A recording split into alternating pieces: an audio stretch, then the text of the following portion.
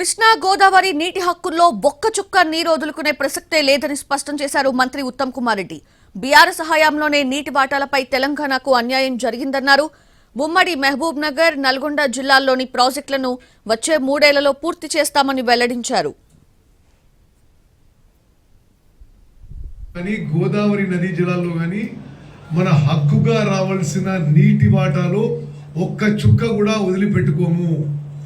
కేంద్ర ప్రభుత్వంతో కానీ, ట్రిబ్యునల్లో కానీ, సుప్రీంకోర్టులో కానీ, న్యాయస్థానంలో కానీ మన నీటి వాటాని కాపాడుకోవడానికి తెలంగాణలో కాంగ్రెస్ ప్రభుత్వం ఏ పోరాటానికైనా, ఏ త్యాగానికైనా సిద్ధము.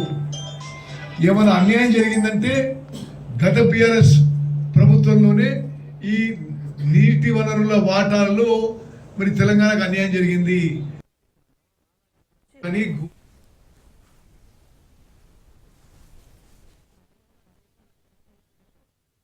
పెట్టుకోము.